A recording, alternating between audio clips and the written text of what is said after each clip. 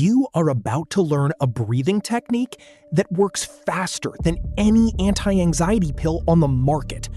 And the wild part is, your body already does it automatically every 5 minutes already. You just never noticed.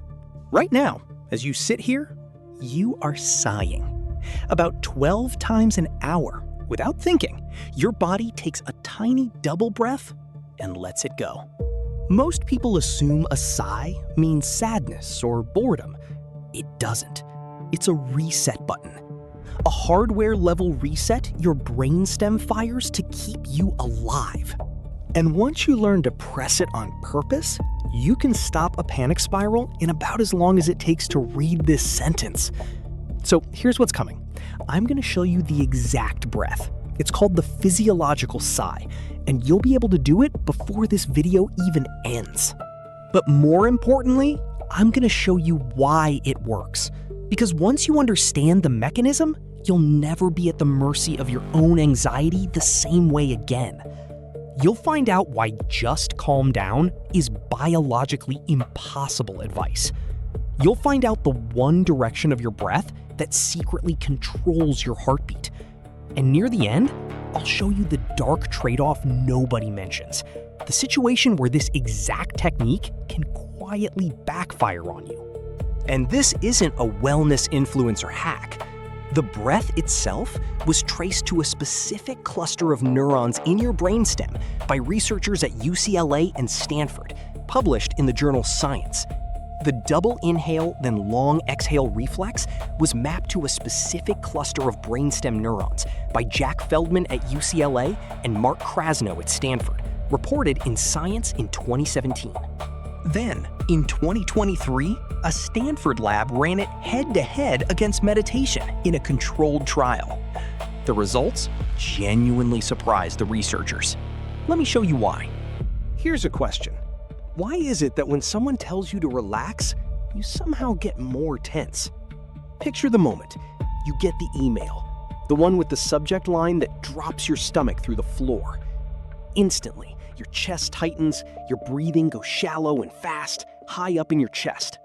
Now, the thinking part of your brain, the part reading that email, wants to calm down, but it has almost no direct wiring to the part of your body that's panicking. That's the problem. Anxiety doesn't live in your logical brain. It lives in your autonomic nervous system, the automatic stuff, like your heartbeat and digestion, that you normally can't touch. So telling an anxious person to think calm is like telling someone to lower their own blood pressure by deciding to. The lever isn't there. Except there's one exception. One automatic function you can grab the wheel of.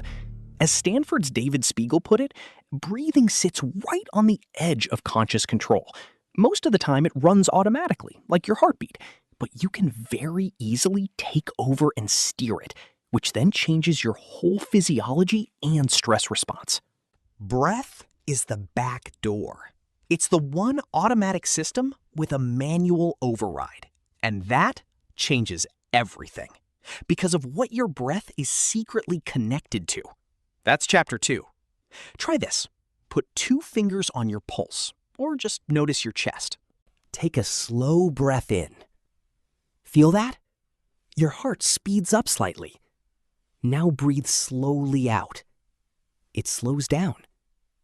That's not your imagination. It has a name. Respiratory sinus arrhythmia. And it's the secret the whole technique is built on.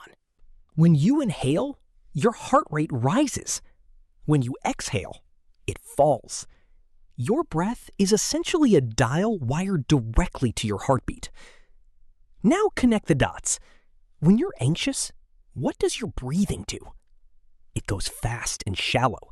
Lots of short, sharp inhales, barely any exhale. Which means you are mechanically holding your heart rate up. Your panicked breathing isn't just a symptom of the stress, it's actively feeding it. You're revving the engine and wondering why you can't slow down. So the fix writes itself. If short inhales speed your heart up, then long, slow exhales must slow it down. To calm your nervous system, you don't need to inhale more. You need to exhale more. That one insight is what the Stanford team set out to test. And the way they tested it is the payoff of this whole video. In 2023, a team led by Andrew Huberman and David Spiegel at Stanford published a study in Cell Reports Medicine. They took a group of around 110 volunteers and had each one do a 5-minute breathing exercise every day for a month, then measured their anxiety and mood before and after. But here's what makes it clever. They split people into 4 groups. One did cyclic sighing, long emphasized exhales. One did box breathing, equal in and out. One did cyclic hyperventilation, emphasizing the inhale. And the last group did mindfulness meditation. 4 different ways to spend 5 calm minutes. Which one wins? Now, meditation has hundreds of studies behind it. You'd bet on meditation. The researchers probably did too. And the meditation group did improve. Lower anxiety, better mood, exactly as expected. But it got beaten. The breathing groups improved even more, with significantly bigger jumps in positive feelings, energy, joy, peacefulness. On average, the controlled breathing folks gained almost 2 points of positive mood per day versus a little over 1 for the meditators, roughly a third more improvement. And the single best performer of the 4? The exhale-focused one. Cyclic sighing produced the greatest improvement in mood and the biggest drop in resting breathing rate. The so what for you? You do not need a 30-minute meditation practice to take the edge off your anxiety. Spiegel's read was that controlled breathing may hit your physiology faster and more directly than meditation, and people usually sit in meditation for 20 to 30 minutes to get there.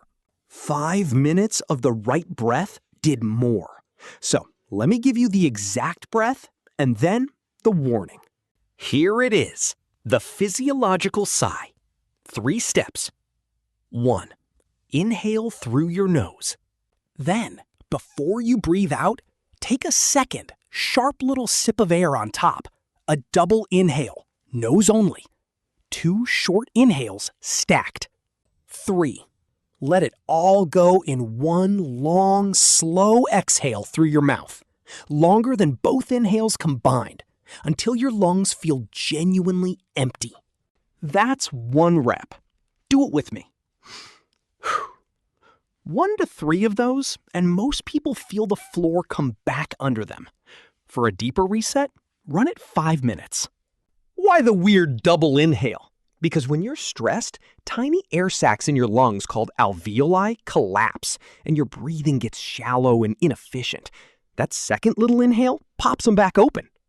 And the long exhale dumps a load of carbon dioxide, which is the actual chemical trigger that tells your nervous system the threat is over. But here's the part the wellness videos skip.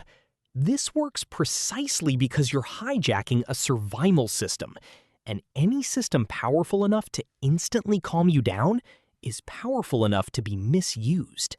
2 warnings. First, this is a tool for acute moments. The spike, the panic, the bad news email. It is not a cure for an anxiety disorder. If your anxiety is constant, if it's running your life, the physiological sigh is a fire extinguisher, not a renovation. It buys you the calm to go get real help, therapy, a doctor. Don't let a 30-second trick convince you that you don't need the bigger fix. That's the trap. And second, the subtler one. The same control that calms you can become a way to avoid. Some people start reaching for the breath every single time discomfort appears, before a hard conversation, before anything scary, using it to dodge feelings they actually need to sit with and feel. The breath is meant to bring you back into your body so you can face the thing. The moment it becomes a tool to escape the thing, you've quietly turned medicine into avoidance. Use it to land, not to hide. So if you remember nothing else, remember this one move. The next time your chest tightens, the email, the text, the 3 a.m. spiral, before you do anything.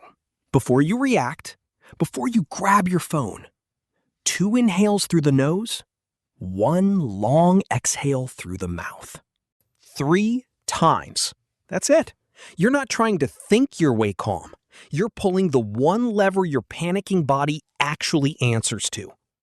Do it once today, on purpose, when you're already fine, so your body knows the move before you need it in an emergency.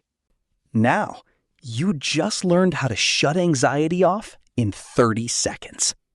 But the deeper question is why it keeps switching on in the first place. Why your nervous system treats a rude email like a charging predator. There's a specific nerve running from your brainstem all the way to your gut that decides whether you feel safe or threatened. And you can train it. I broke down exactly how to do that in this video right here. Start there, next. End